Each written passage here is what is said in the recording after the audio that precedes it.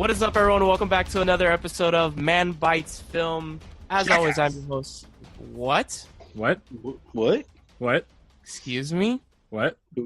I think he just tried to jump you on that one. It was As like, always, I am one of your hosts, Brandon. Joining me is the crew, my lovely cousin, Lewis. I was about to call you something else. I forgot your name. I apologize. hey, well, how come he It's gets to the be introduced Tourette's. first twice 2 weeks in a row? That's not fun. I switched it up last week. No, last week he went first as well. Hey, listen here, guys. Playing Listen here. favoritism over here. It's because you're fat. Wow. Joining Who, us, me? as always, is the Phoenix. Me and your cousin. Like, who are we talking about here?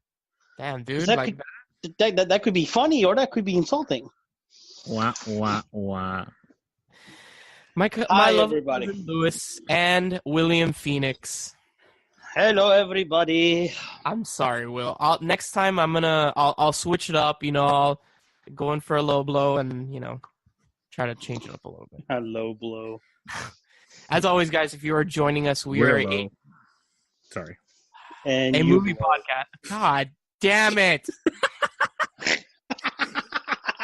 We are a movie podcast. We get together once a week and we talk about movie news. We review one movie together and we have individual reviews. And in today's episode, we're also going to have a new segment, which we New will segment. later. But as I just said, first segment, movie news. That's my Yeah. cousin. Maybe take it away. All right. drugs are bad, okay? Okay. Okay. So today, more like a week ago or so, but they announced that Blumhouse is taking over the Dark Universe. So That's the Mummy one, right? The reboot. yes. Gotcha. So all like the Universal monsters are coming to Blumhouse and are being produced by Blumhouse. So all these people that brought like the Conjuring universe, that brought Annabelle, that brought all these amazing movies that are like classics of horror, modern horror that is, are bringing the classic horror monster movies. Have you guys seen the I'm excited. reboot, the Mummy reboot? Oh, it's shit. Complete and utter shit. So I saw it in theaters with my dad. I had like one of those like, "Hey, Dad, you want to go to the movies and kind of bond?" And he was like, "Sure." And we saw that, and I was like, it was fun, but it was really bad. God, it's awful. It's You're like, well, so much for bonding. right. No, it was fine. Definitely, if you're gonna watch a Mummy movie, go watch the Brendan Fraser Mummy, not that one, or the original one from like. I was going to say, or you can watch the original one from back then, which Yes. is great. It is. What's this guy's name? Classic. Karlov, right? Yeah. I'll take it Orloff now. Carlisle. Is it Boris? No, Boris. Boris Karloff. Boris Yeah. Karloff. Yeah, who's also he's also Frankenstein, if I'm not mistaken, right? Yes, he is. Yeah. So But, I didn't know that. Cool.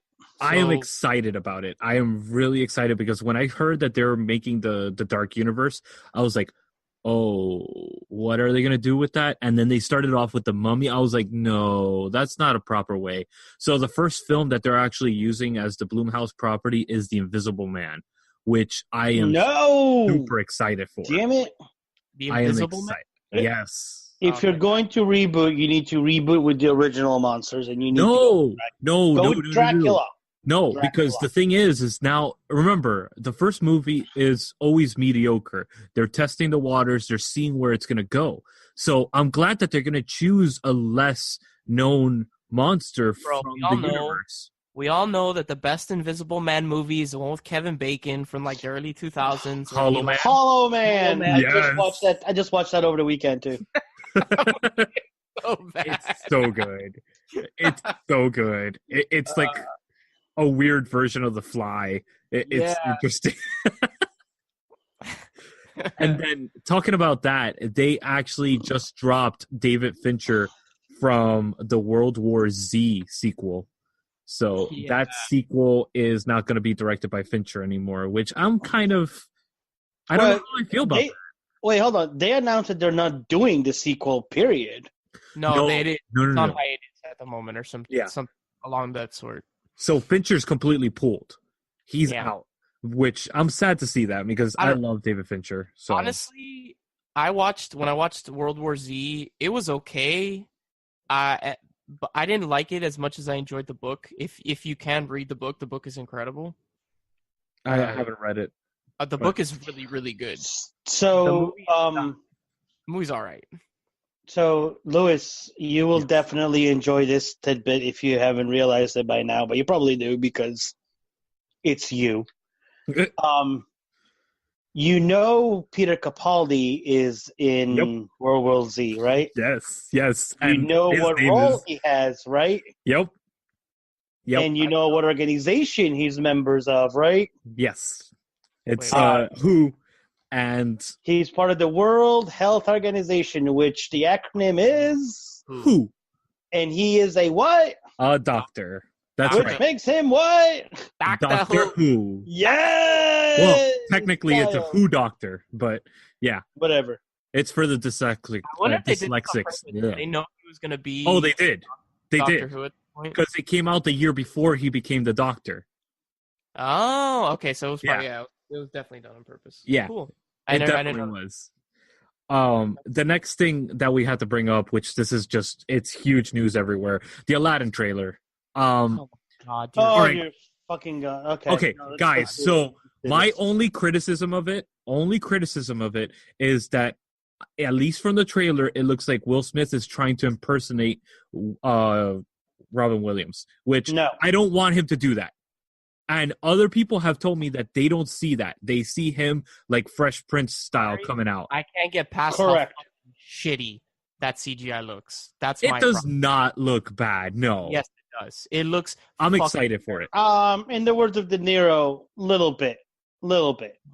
Like, honestly, if you're going to do a live-action movie of anything Disney and it has something like a genie in it or whatever, something that you can't do physically, like, change it up, dude. Don't do a CGI big blue dude. Like, come on, man. Well, here's the thing, though. All right, IRL looks bad. Animated, it looks fine, but IRL, it just doesn't. What gets me is that, like, when and this is not directed at you guys. This is like at the Disney fandom, if you want to put it that way. In December, when Entertainment Weekly came out with the first full picture of them, right? Yeah. And Will Smith was not blue. Yeah. He was dressed as a genie, but he was Will Smith genie. Unless there's a point in the film when he stops being blue. Well, at the end, he's not supposed to be the genie anymore, so technically he won't be blue, right? No, he's always blue. He never changes. Yeah, he's always blue, even in the cartoon. The bracelets that he has on, they come off. That's the only thing about him. All right, so the first thing that I thought of when I saw him go blue, I was like, Tobias? What? Who? Tobias? Oh, Tobias from I was like, whoa, this is gonna be interesting. I don't know, man. It just looks tacky, and I couldn't get past it. I did like the whole the music was great. The cast doesn't look whitewashed, which is nice. From what we've seen, like Jafar. And Jafar's voice was kind of funky. I'll tell you that. Yeah, it was very high to be Jafar's voice. Yeah, the one time he speaks in the trailer, I'm like, what? But then again, this is a teaser, guys. So the audio could be completely not done. I'm pretty sure that's how he sounds in the movie. That happens all the time. That happens all the time that the trailer is not 100%. What you guys think of? What got me was like everybody was up in arms that Will Smith was not blue, and that if you're going to be the genie in Aladdin, you have to be blue. And Will Smith went on Twitter and went, "Guys, I promise you, I'm blue. Yeah. Like, don't worry about it." Now that they released him as blue, everybody's like, "Now you're trying to be Robin Williams." Yeah. Give the man a break. If he's not blue, you want him blue. If he's blue, he's trying to be Williams. You can't have it the same as both worlds. No. The reason that I said that he's acting like Williams is I'm actually saying like the mannerisms and the way that he was presenting a joke was like Williams. I don't want him to do that. I want him to make his own presence like Fresh Prince style. See, I saw more Marcus from Bad Boys when he was doing like, don't tell me you haven't heard of it. I pictured the scene at the door with Martin Lawrence when what's his name comes knocking on the door. Reggie. Man, what the fuck is Reggie? Man, Yeah. Man, how old are you? 16? You at least 30. You You ever fucked a man? You ever made love to a man? No. Yeah, you wanna? The best line I've ever heard. Oh, hell yeah. That's one of my best of Michael Bay movies. Reggie, don't pay any attention to Daddy and her silly friend. All right. So, what else is on the movie news? Because now we're going to just continue talking about Aladdin. Right. And stuff. Right. So I'm looking forward to it. For the record, I'm saying that right now. I am looking forward to it. I do hope they change a couple things, like Jafar's voice needs to come down a couple of right. Seriously, agreed. 100%. You okay there, bro? Right there, they say milk does the body good, but milk's trying to kill me. Only Milk Plus. Shut up. Now, this is like the adult Nesquik strawberry flavored low fat milk. Oh, Quick is where it's at, dude. Sorry. Damn straight. So I'm going on record that I am giving it a fair chance. I'm giving Will Smith a fair chance because right now he's getting the crap that Heath Ledger was getting when he took on the Joker. And I'm willing to give Will Smith a chance because he's proven that he's a good comedian and a good actor. So I'm willing to give him a chance. It's the presentation that we saw was very. It left a lot for speculation. So let's leave it at that, pretty much. But the next thing, the masterpiece, the thing that I've literally watched almost 12 times. The trailer for Token. Trailer for yesterday. Yes. No. Trailer for Token. Yesterday. Token. Yesterday. Token. I hate you. Oh. Fine. Ladies first. Go. Woo! Shots fired, bro. Let's go. All right. So the Token for the trailer for Token. Wow. Lewis, are you using a new mic? Because you sound crispy tonight, dude. Right. I was thinking that. I'm like, he's coming in nice and clear. We can hear him to where we can't. We can't fake not hearing him. I'm cutting it close. I'm like, shrouding myself. You sound good tonight. You sound crispy. It's like you're about to getting uncomfortable now. Sound good. Come on, man. I need an adult. We keep it in the adult. Thallium. I can't even. Man. Come on, man. All right. So Token, you watched it how many times? 12 times. And it gets beautifuler and beautifuler and beautifuler. And yes, it is a word, beautifuler. And you're right. But oh my God, it literally gave me goosebumps the first time I watched it. And I was like, I had like a mini orgasm. I'm not going to lie. Honestly, great. Like the trailer's fine. It doesn't really show much because it's a teaser, I'm assuming, right? It's not like a full blown. But it is cool how like it. What was that, William? Nothing. Moving on. Okay, I like how like it shows him in what war was he in? World War II? One. And it's like you see like this explosion, and then it kind of morphs into it kind of looks like a Balrog or something like that. Yeah. And then two guys like clash with their swords, and it kind of looks like Gandalf. And maybe like one of the Nazgul, like the Wow, William, come on, man. What happened? Jesus Christ. These two guys clashing with their swords is so hot. Oh, I didn't even catch. Jesus Christ, dude. Get your mind out of the gutter. God damn. But whatever. They clash swords, and it could be Gandalf with the Witch King of Angmar. Like it's cool. I like that whole thing, but they don't really show much. Token is played by Nicholas Hoult. Yes, and he looks just like a young version of Token. And FYI, guys, I did my research on it, and I found out that yes, the Token estate actually gave permission for this film. They've screened it. They were actually the reason that this film was kept on the shelf was one of two things.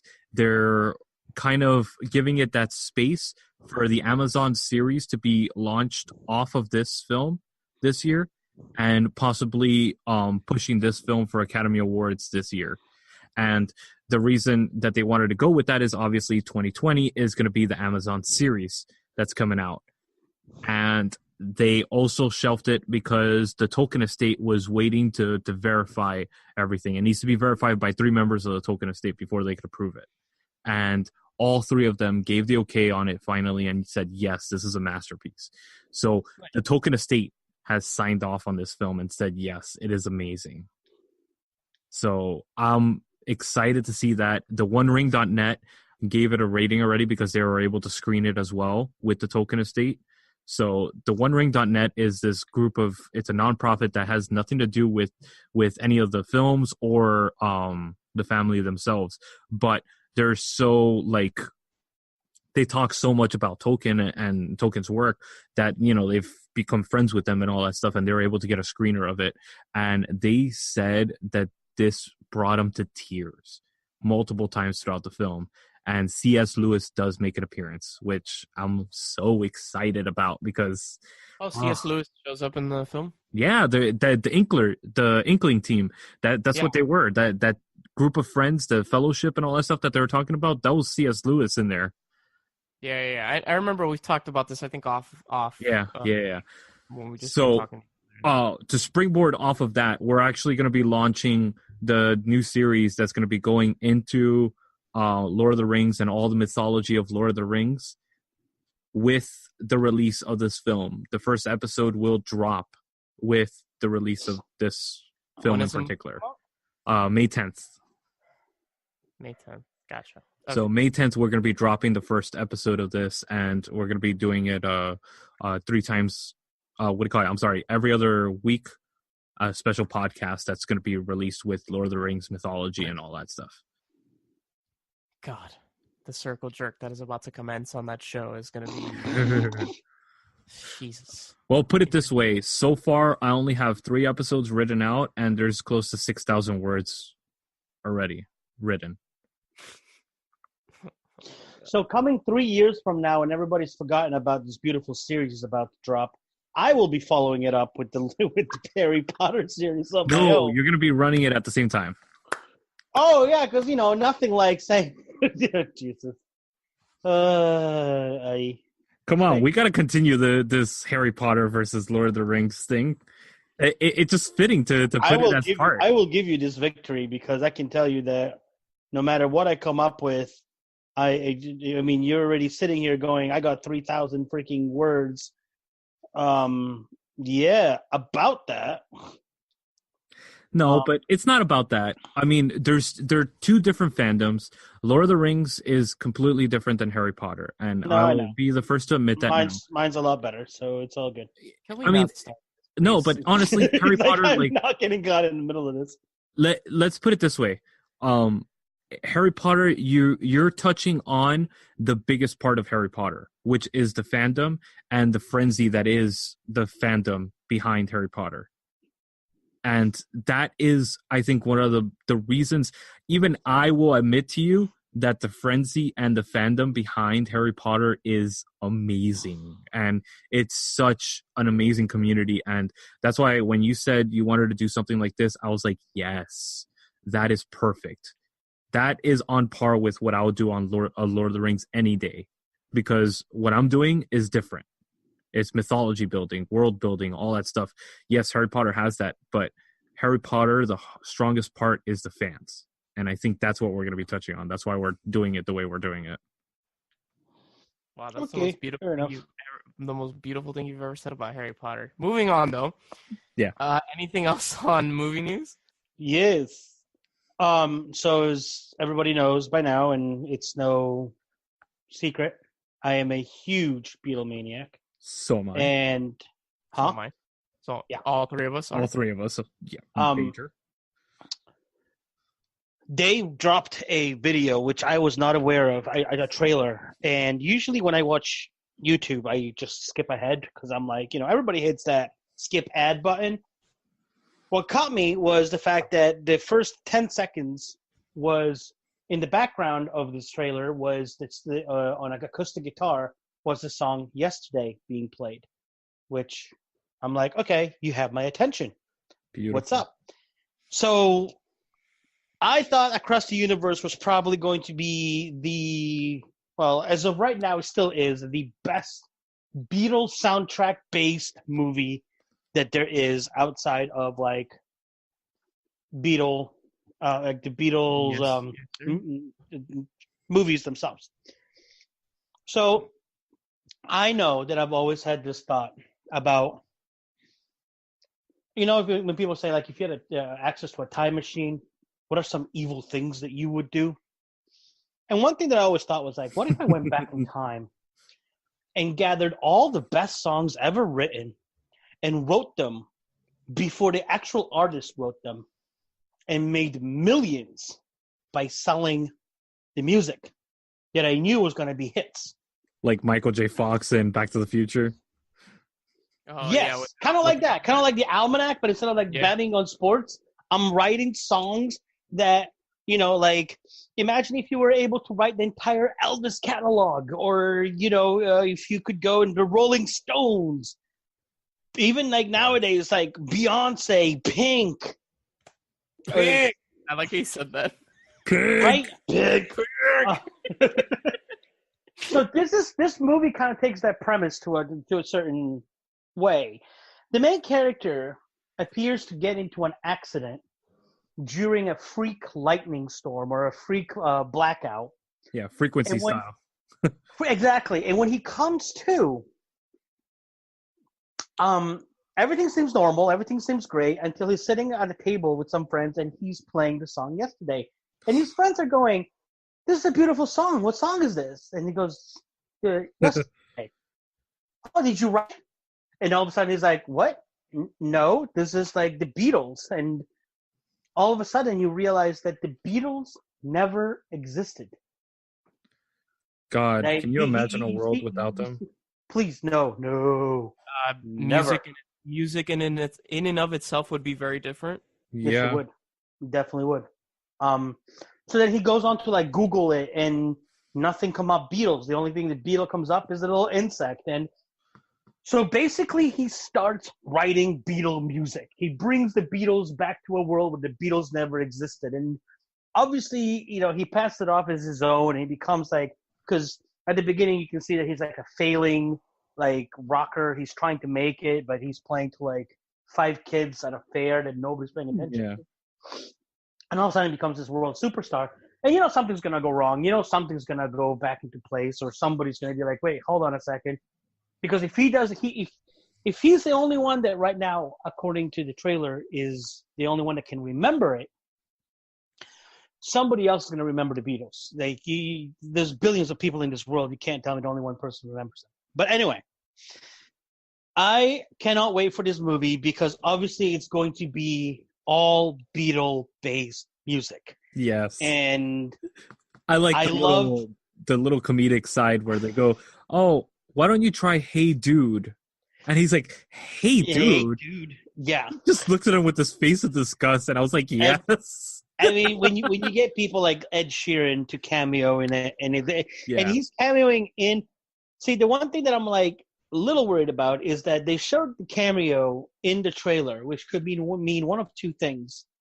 A, it's meant to drive you in, but that's the best cameo you're gonna get.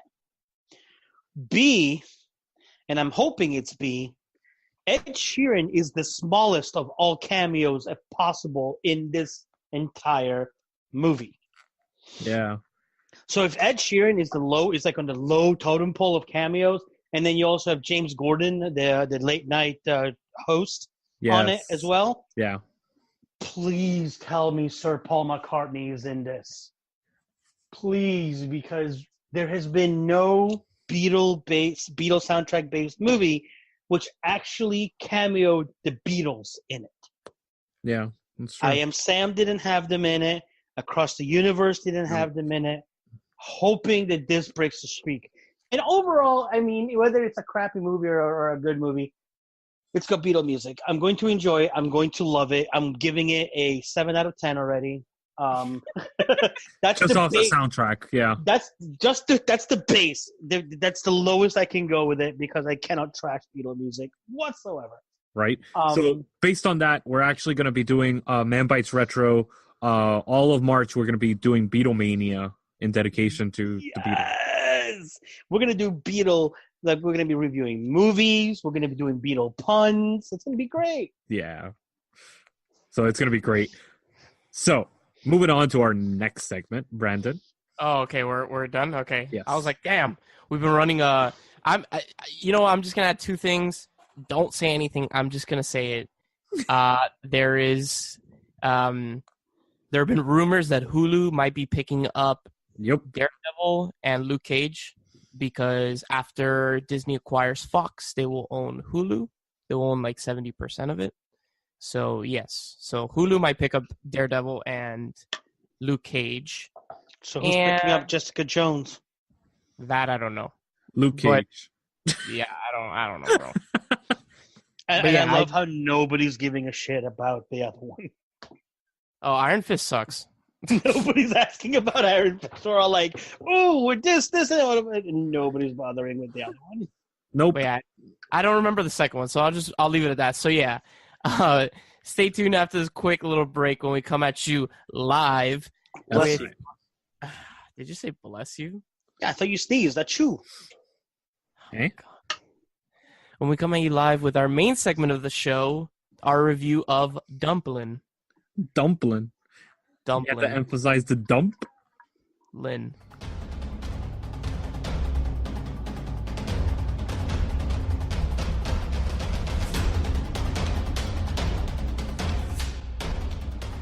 All right, guys, welcome back for our main segment of our show, the main review, and that is Dumplin. Dumplin? Dumplin. So Dumplin, which was picked by our good friend William over here, is a feel-good movie about I'm going to say thick teenager who lives in, did I ever say where she lives? Like, Tennessee? No, they're in Texas. Texas, yeah. At the beginning it says it. So it's about this thick girl that lives in Texas. She's in high school, and her and her best friend are absolutely obsessed with Dolly Parton. Which, guys, Yes. I don't know about you, Brandon, but I don't remember ever hearing about Dolly Parton anywhere, ever. Wait, what? Honestly, I know her, like, of course, please tell me you've heard Jolene before, like, arguably her most famous song. No, never. Really? You've never heard of Dolly Parton? No. Get the F out of here. Holy shit. You know she's the original writer of I Will Always Love You, right? Nope. Didn't know it. Yeah. I actually don't. I'm not a huge country fan, but I like Dolly Parton. There's an entire freaking amusement park named after the woman. Yes. In Dollywood. In Tennessee. Dolly.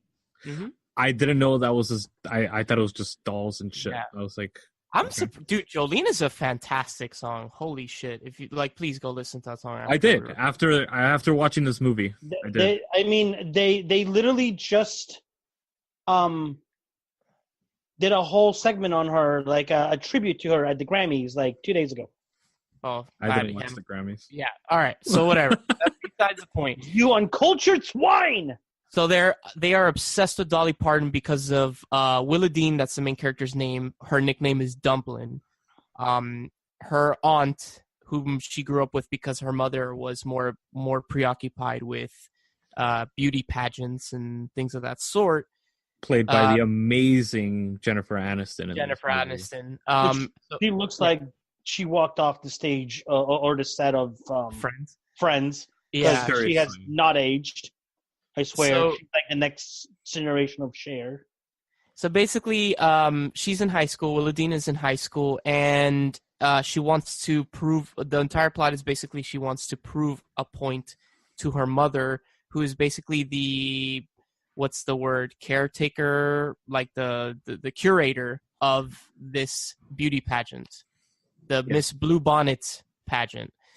And she wants to prove a point by joining, and I guess because she's she's not a skinny girl, she's like, I want to prove a point. But her doing so, other girls, like her best friend, joins in, who's played by Elle Driver, who's, I just read up, she's Israeli. She does not look Israeli at all. Really random tidbit, sorry. She joins, and then this other thick girl joins, and this like really like metal. Is it implied that she's a lesbian? That girl, she's non-binary. Non-binary. Okay. Yeah, they all join, I guess, and they rally, and it's honestly, I remember I started watching the movie, and I was like, what the hell is this? What has William made me watch? And as the movie progressed further and further, I was like, man, I feel really good watching this movie. Dude, You're welcome, guys. This makes me feel really good. And I was like, yeah, I like this movie. bro, put it this way. I think I had a crazy reaction to this movie within the first 15 minutes. Like, well, I remember in the group chat, you were like, what the hell? This is a piece of shit. Didn't you say that at one point? No. I just said, I was like, what the fuck is going on with this? Like, I said, what the fuck? Oh, I guess maybe I misunderstood and I took it like you weren't enjoying it, but I guess, okay. All right. So, first 15 minutes, I was like, okay, great. This is going to be like another Junos, Little Miss Sunshine. Yeah. And then as soon as the aunt is introduced into the storyline, when she tells the story of what happened to the aunt and all that stuff and what she was, I was like tearing up. And then there are a couple moments in this film where I was like, damn, bro, from point 15 minutes in to the very end, my eyes were watery the whole time. I really enjoyed that last sequence, like when they all like show off their talents and stuff like that. Oh my god, there's multiple scenes there that I ugly cried. I'm not gonna lie. It was such a moving film, and honestly, William, this is probably the best movie either one of you have ever introduced to me, and wow. That's incredible because I did not that I thought you were going to think it was a bad movie, but I didn't think you would enjoy it to the degree that you're talking about now. I think it hit in the right time in my life right now, where it would make the most impact on me, and it just, I really I connected a lot with this movie because the movie talks about these kind of socially awkward individuals that they're trying to stand up to the system, to stand up to through the social norms in life, because let's be real, guys, but everybody is beautiful in their own different way, and this film but I also think the movie goes further than that. I think it's about her. She just wants attention from her mom. Yeah. Oh yeah, her mom doesn't give her any attention because she's more preoccupied with the pageant. And I think that's not only to say, like, fuck you to the system, but I think she joins it to be like, hey, Mom, I'm here. I'm your daughter. I'm beautiful. And I'm beautiful. Like, please pay attention to me, you know? She wants the mom to see her the way that her aunt used to see her. Yes, exactly. And she wants that person that she could rely on. And I think this film shows the very much the vulnerabilities of teenage youth nowadays, and it does it in a way that taps into even like millennials or Gen Xers and all that stuff that kind of face those same type of complications and everything. Like, I grew up in Miami with a very diverse group of friends, and I saw what I saw in this film a couple of my friends go through, and it's just sad and horrible that people are ostracized because of weight, because they look like a normal human being should look, and not this anorexic shit that people want to promote and make the norm now. And sorry, continue. I said somebody that was played by. Basically, I said this person was played by this name, and that's the actual character's name. So, yeah, my apologies. Her best friend is played by Odea Rush. Sorry. Yes. So before I sound like a dumbass, I'm gonna correct myself. Thank you. So yeah, you were saying. I'm sorry for interrupting you. So yeah, like, honestly, I love that they showed how people should respond to others and how it sets the example for a new generation. And I think this film is on par with those of like Birdcage, of movies like that were a classic, Tootsie, movies that really, Pretty Woman, all those movies in the 80s and 90s that kind of gave us a moral tale and how we should behave around others that are not similar to us. And like, and it's just incredible seeing the diversity in this group of friends, and how they kind of just gave the middle finger to everybody and said, no, I'm going to be myself. I'm going to be who I want to be. I actually really enjoy the ending scene when they're all at the bar, at the drag bar. Yeah. Some of the After drag queens have actually also been on RuPaul's. What happened? Some of the drag queens that they use. We're actually from RuPaul's? We're on RuPaul's Drag Race at some point. Oh, okay, cool. I didn't know Nice. that. So yeah, after the pageant, the scene when they're all at the with her, when Will's there with her mom and what's her name, Millie's there with her mom, and they're all like singing. And I know that was probably like off script, like they just got the actors and actresses to come on stage and just have a good time with each other. But it just seems so genuine. It really did. Yeah, it really did. Like they were all singing together and having like a really, like they looked like they were having a blast. And her best friend's mom is actually played by one of the Sanderson sisters, if you recognize her. Yep, I did. Yes, that was so good. That's where she's from. Holy shit! The entire movie, I'm like, this lady, where's she from, dude? She looks so familiar.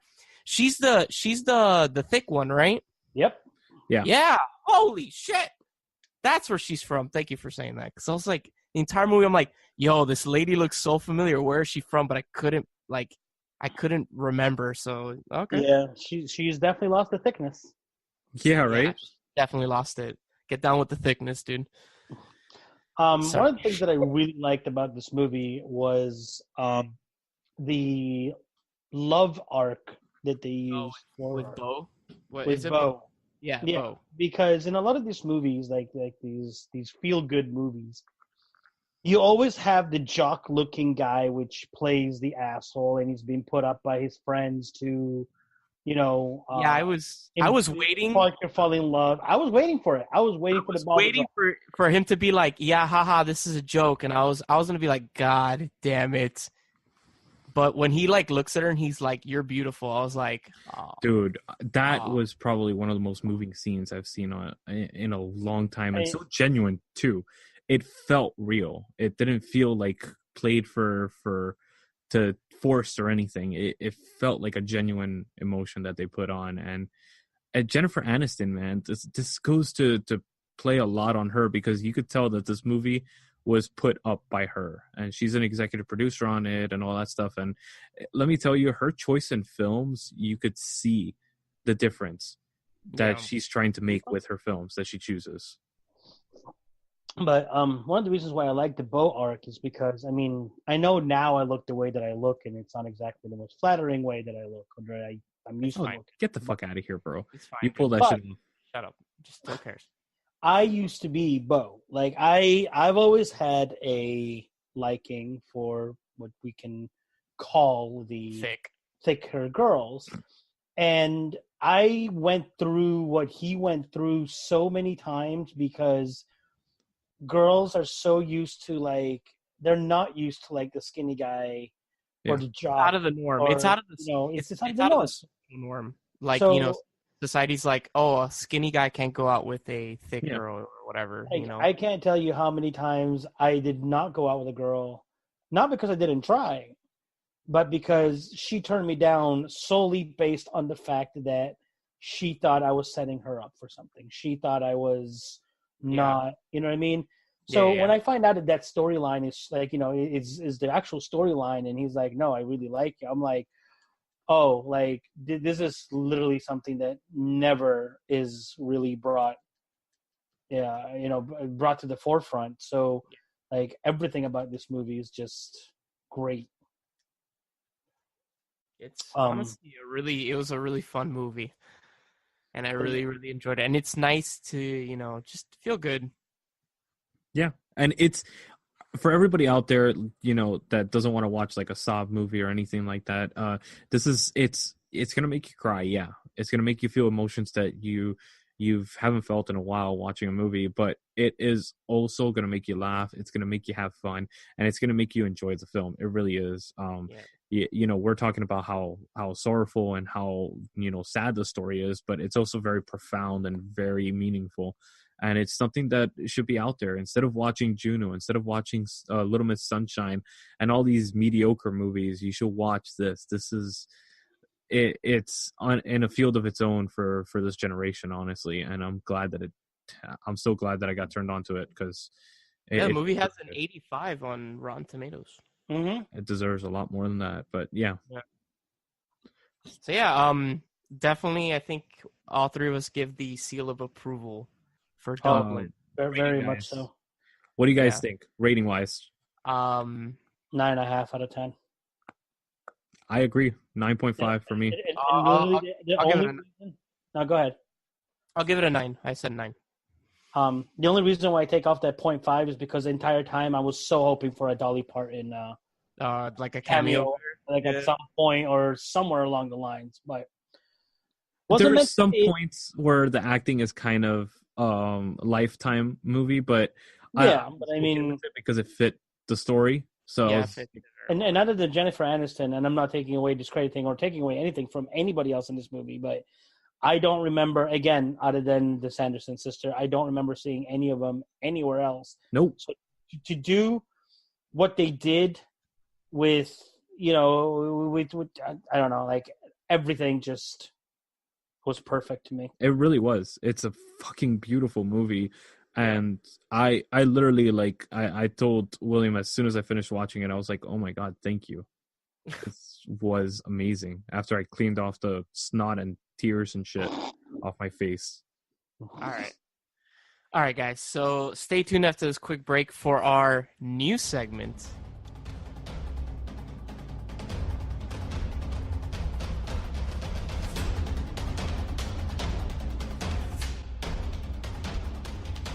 All right, guys. Welcome back for our new segment of the show.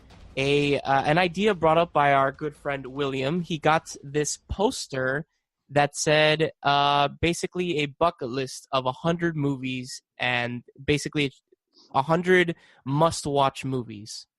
So I guess for the next 100 episodes, we're going to be going through this list, and it's going to be called the Movie Bucket List, and we're just going to bring up one movie every episode and say, and go around and say if it should be on this list or if it shouldn't. So the first movie we're going to be doing this week is The Truman Show. Take it away, guys. I mean, automatically, I believe that it belongs on this list just because of, at the time, it was very forthcoming, very, like nothing like this had been done before. Like the whole story of, there was, okay, let me reiterate that. Ed TV had come out with, it was the same year. It came out the same year. And it came out the same year. Yeah, it was the B film that came out with Truman Show. So Ed TV was the Deep Impact of the Truman Show. Yeah. Deep Impact is a much better meteor movie than Armageddon. What? Just saying. Fuck out of here. Shut up. I hear a Versus coming up. Just saying. God, I love Deep Impact. But yes, you were saying Ed TV, Truman Show. So at the time, it had nothing other than Ed TV, which came out at the same time. Nothing had really come out of this. Like this whole, like, imagine if your whole story was on TV, was your whole life. And, I mean, you have Jim Carrey in it, which he does a phenomenal job in it. Let's be real, guys. And it was Jim Carrey at his best, or like not like he's not at his best ever, but in his prime, really, when he was doing Ace Ventura, he did this, Man on the Moon.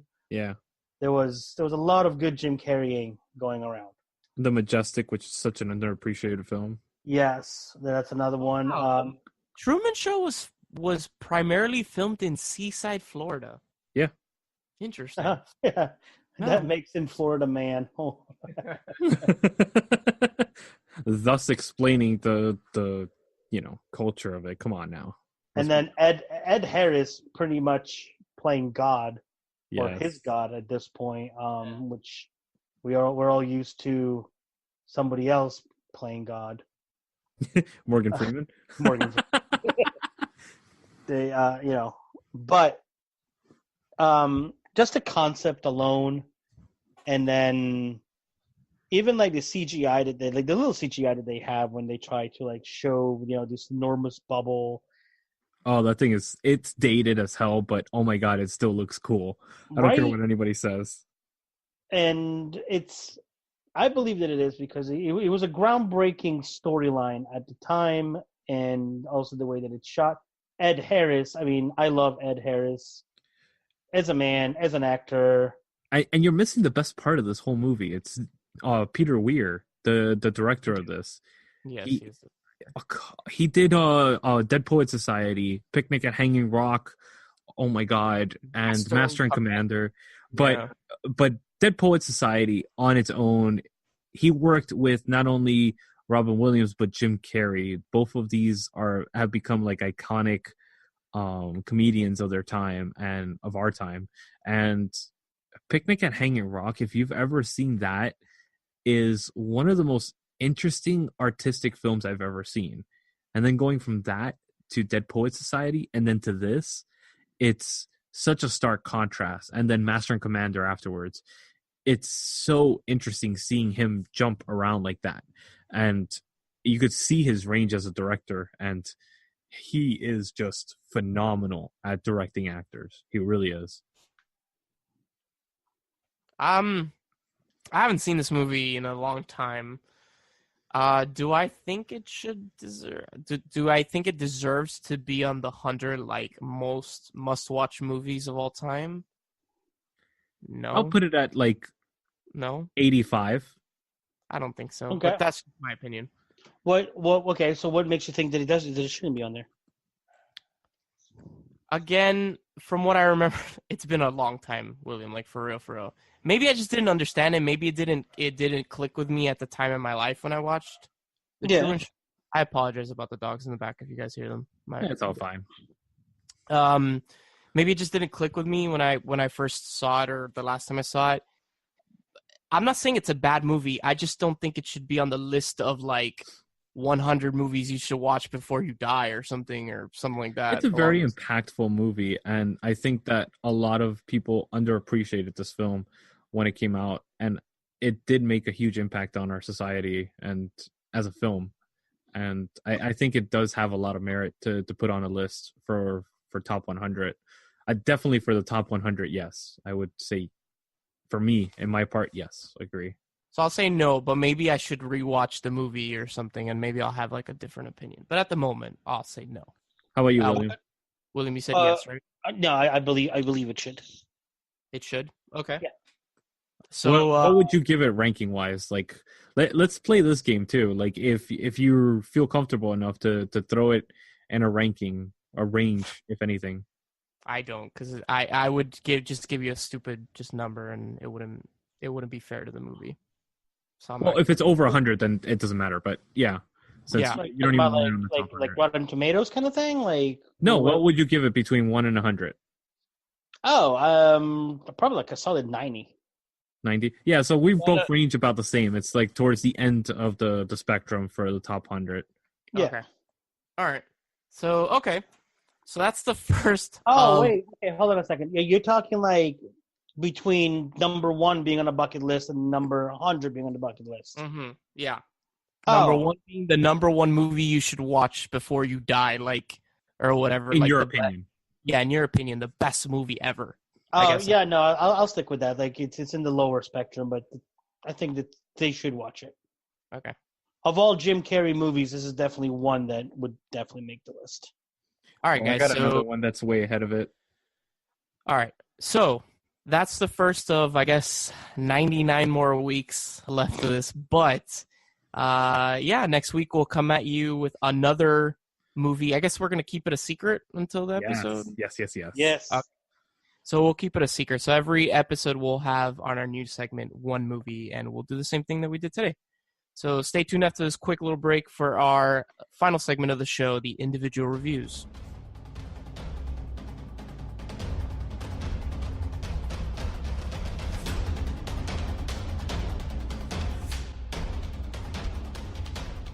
All right, guys, welcome back for the final segment of our show, the individual reviews. I'm going to be going first, and I'm going to be reviewing The Incredibles 2. I finally saw it since it's on Netflix. because I'm a cheap piece of shit and I don't want to waste money on movies, even though I'm on a movie podcast. The struggle. So I finally got around to seeing Incredibles 2.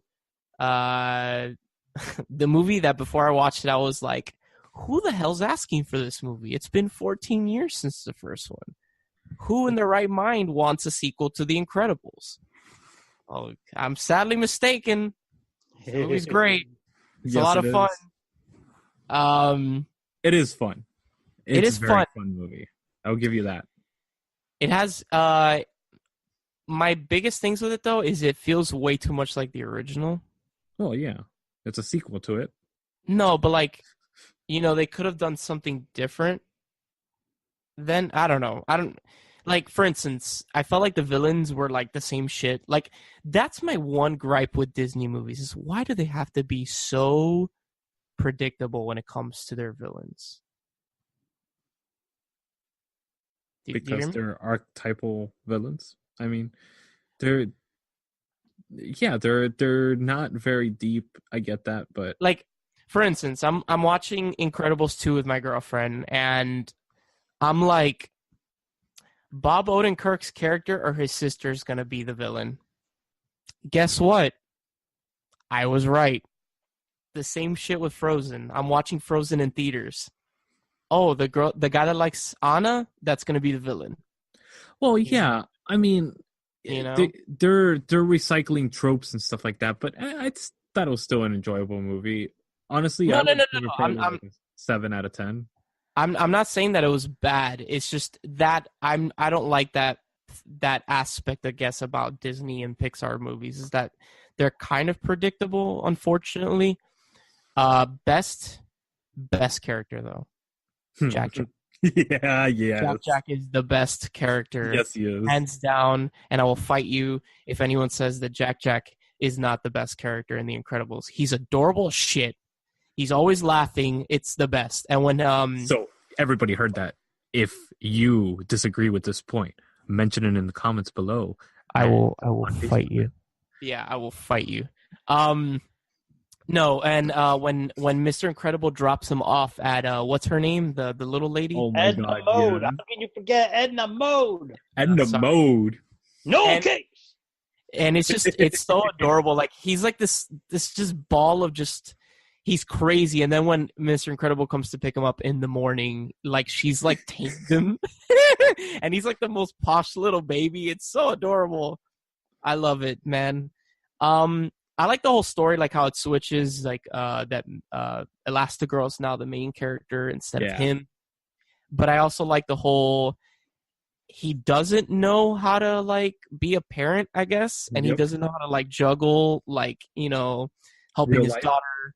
Yeah, his real life basically. He doesn't know how to juggle like, oh, my daughter's going on a date and I need to help with my son's homework, and my little baby's a savage, and a savage. The kid is a savage. Jack's a savage, but it's all right, dude. They use him as a machine gun. A machine gun. Yeah, they do. Honestly, a lot of fun. I don't know if they're gonna make an Incredibles 3 at this point. It'll be like 4. I just honestly, I don't need an Incredibles 3. I need a short of Edna Mode and Jack and what the hell happened. They have it. They have it. No, they don't. Yes, they do. I saw it. Trust me, I would know. I swear to God, either this was like the craziest, best thing, a best fan-made thing, but there is a short, maybe it came up on the DVD or Blu-ray, there is a short where it shows what happens that night when Edna is with Jack. Find it. Look for it after we stop recording. We shall see. I saw it on Facebook. I swear, my girlfriend sent it to me or something like that. I swear to you. That's gonna be awesome. I can't wait to watch that. Yeah. Honestly, I'd give it like an 8. I think The Incredibles deserves like an 8. Nice. It's definitely a good movie. William, what'd you think, rating wise? I mean, I thoroughly enjoyed it. I loved the fight with Jack and the raccoon, to be completely honest. Yes, the raccoon and that. Oh my God. That was a short in its own, which was priceless. I give it a good 8 out of 10. Yeah, same as me. It was very enjoyable. It was what we had been waiting and hoping for all these years. Yeah, I mean, very predictable, unfortunately. How is it that I'm the one that gives it the lowest rating when Brandon's the one the sequel that we never asked for? Because that's what I likes to be like, no.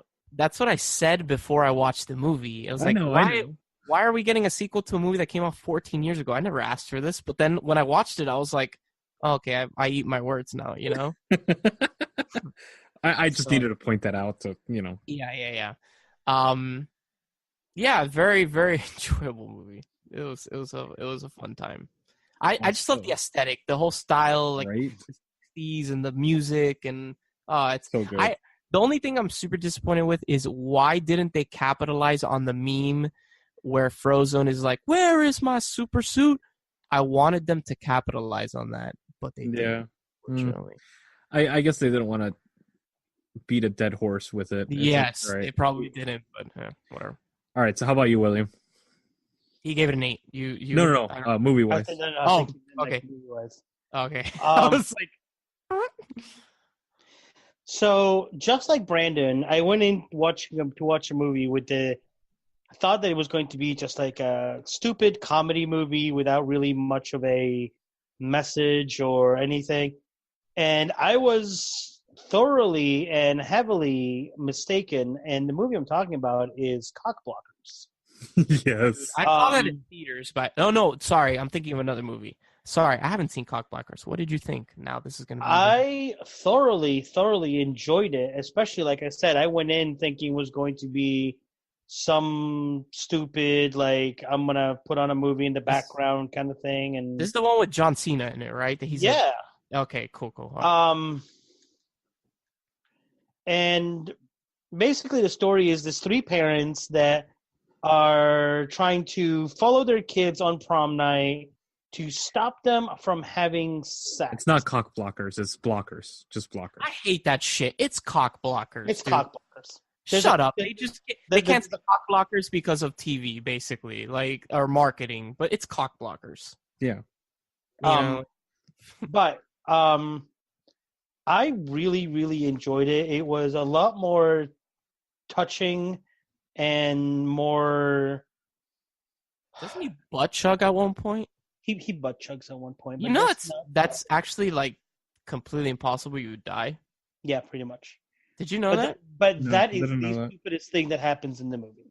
Yeah, like, real random tidbit. Some guy in a college butt chugged, like, a shot, and there's no filtration, so it goes straight into your bloodstream and you're going to die. Fun fact.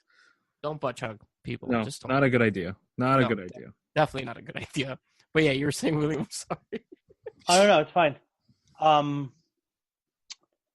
The story behind it is really good because the main character is the mother, and her daughter. The 3 girls make a pact to lose their virginity on prom night. And I mean, let's face it, who has not done that, right? Mm-hmm. Right. Yep. But there's this one guy, like, which they had ostracized as a friend because he had an affair with a babysitter, legally, by the way. He wasn't like an underage babysitter. Yeah. But so because he was like the cheater and whatnot, he was divorced, and he was divorced because he cheated. They really never really give him much of a chance. Come to find out, he's the one that's most in tune with his daughter. Because while everybody's freaking out about it, he's like, I don't have to worry about my daughter. My daughter's gay. And they're like, no, she's not. And turns out, well, yeah, she actually turns out to be gay. And then John Cena is just being John Cena, the overprotective dad that has a... the movie actually called Blockers. It's not called Cock Blockers. It was just that's what I said. But why put a... Why put a rooster at the top? Yeah, because... I hate that shit. Sorry. It throws me off. I'm like, it's Cock Blockers, man. Come on. Don't tease me like that. Sorry. No, it's fine. And then in the end, like I'm not going to give away which one of the daughters or if any of the daughters actually goes through with the pact, but it's literally like parents finding themselves and understanding, kids are going to be kids and you can't stop them, or you can, or you think you know them or you don't. Overall, it was very highly entertaining, fun. It has its stupid moments, but it dives in a lot with not just with the teenagers, but also with parents. The sexuality and what people go through, the different lifestyles of sex, which was very entertaining because it's middle America. You have your mom and dad that you never think would really do anything, but for all you know, they're sexual. Not when I say freaks, by the way, I don't mean it in a bad way at all. Anybody that is listening, don't ever think that they're adventurous. They're adventurous. Yes, I mean if you want to use it that way, use it that way. But if I ever use the word freak, I don't actually mean it in a bad way. Freak. Yeah, it's not a derogatory term. Not for us, at least, because we're all freaks. If anything, like I'm a freak, if you want to put it that way. So I'm not going to sit here and go, "Oh, you're into that, then you're below me." Absolutely not. Never. Not from us. Not from us at all. But yeah, never. I highly I recommend this. I really do, especially if you are a parent and you're wondering about your kids and you may have questions. You may be wondering what your kid may be up to. And then after this, you should watch Spring Breakers. Oh my God. You're an idiot. That movie is awesome. I don't care what anybody says. I enjoy that movie too. Don't worry. I really like that movie. So, William, what'd you give this movie? I give this movie a good 8.5 out of 10. By the way, I found the short. I'm putting it in our group chat. Nice. All right. So, Brandon, what do you want to give this movie? Oh, I haven't seen Blockers. I want to see it. I haven't seen it though. Okay. I'd give this movie a 6 out of 10 for me. Okay. All right. So my turn. Okay. The movie that I want to bring up today it's hilarious. It's just brilliant. When I saw the concept of it, the reason I'm reviewing it today is because this particular director's most recent film is actually in the Sundance competition, and it's called Hail Satan. And I do that every day. Oh, right. But it is actually this particular director, Penny Lane. Yes, that's the actual name of the director. Penny Lane is a director of documentaries, and the one that I want to talk about is Nuts. That's the name of the movie. Nuts. You gotta scream it. Yeah. With an exclamation point at the end? Exclamation mark. And this is the story of Dr. John Romulus Brinkley, that he was a doctor that went to Arkansas and kind of found a cure for impotence by surgically implanting goat testicles into humans and giving them male potency to be able to foster children. What? Yes, it's exactly that. I left William speechless. That's an amazing feat. Jesus. No, I'm listening, but I'm also watching the short that he just sent us. Oh, God damn it. God damn it, man. What's wrong with you? Watch it after. Jesus. So, oh my God, this movie is just, it's outrageous. It's outrageous by completely like every mark that you could ever imagine. But it goes into the story where this doctor decides to move into literally buttfuck nowhere, Arkansas. And he's that's pretty much anywhere in Arkansas. Right? And he basically takes up this, it's literally, I think, 200 people that live in the town. That's it. and he starts up this like little medicine shop and all that stuff, and he's like, oh, I'm just gonna be a regular doctor, right? And this guy comes in and he's like, I have a problem that I can't perform sexually. And he goes, I can't help you with that. There's no solution to that right now. We haven't learned anything that could help you with that. And then the guy looks outside and he sees two goats fucking. And he's like, I wish I had the testosterone and willpower that those two goats have. And the doctor's like, bing, light bulb idea. So he starts surgically implanting goat testicles and replacing human testicles with the goats. Supposedly it becomes like this like snake oil thing, but the documentary is kind of gives you the quick history of everything that's going on in a very serious tone and all that stuff, and then it kind of devolves little by little, and it goes into his what is our show devolved into, dude? It goes into him trying to fight the AMA against like the lawsuits that are being put on him because of what he's doing.